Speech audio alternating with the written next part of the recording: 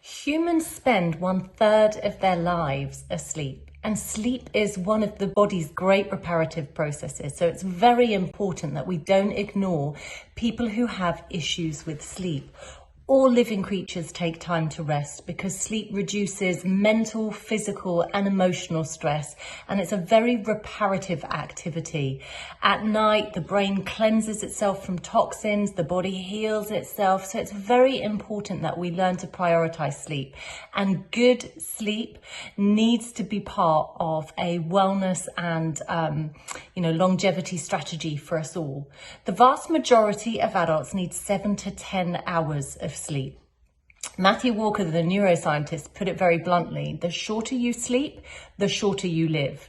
So very important. And studies have shown in rats, for example, that have been deprived of sleep, they die within a couple of weeks if they're sleep deprived. And studies have shown that the human brain has very significantly reduced executive and cognitive function after only 24 to 48 hours of sleep deprivation. Some people only need 24 to 48 hours of sleep deprivation and they start to experience quite vivid hallucinations and schizophrenia type symptoms. We know that people who are very tired have reduced reflexes and slightly dampened emotional responses, shorter sentences and reduced memory. So we know that it can be a problem. So how do we optimize our sleep? Well, to be honest, sleep is very much about developing really good habits. It's like a form of self-hypnosis.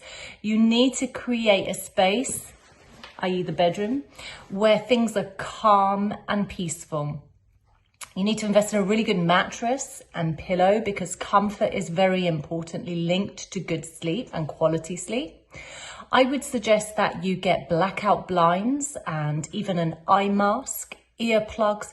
Anything that disrupts your sleep can be difficult to recover from if you're in a deep sleep and you wake up. Turn all devices off as well. It's very important that an email doesn't ping through as you're in this deep sleep. There are some great apps now and Aura rings and ways of looking at the quality of your sleep through your phone and technology now, so that they can give you some real life feedback on how you sleep.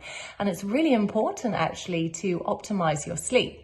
Now, if you're struggling to actually get to sleep, I often tell my patients to make sure that they exercise during the day, go out, tire yourself out, be physically active, because sedentary behaviors are very common in our day-to-day lives, but activity is important. Minimize your coffee and tea or caffeine-based drinks. Caffeine has a very long half-life. The 2 o'clock cup of coffee that you had in the office can still be having an impact at 10 o'clock at night if you can't get to sleep. So keep all of those caffeinated beverages at the first part of the day, and in the latter part of the day, I would really try and remove them. If getting to sleep is difficult, there are some really great sleep meditations and sleep music, all of which have been devised specifically to help the brain slip into that relaxation process, because it can be very hard to switch off now. We are all living that ball and chain of social media, of overflowing inboxes and kind of multitasking and being very busy. So some people really struggle just to quieten the mind, and meditation and music can be really powerful tools for that.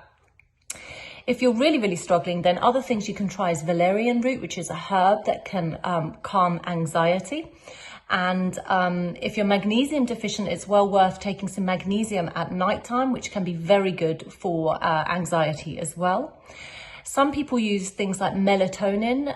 As we age, our melatonin levels reduce. So melatonin is a hormone made in the pineal gland, very important for our sleep-wake circadian cycle.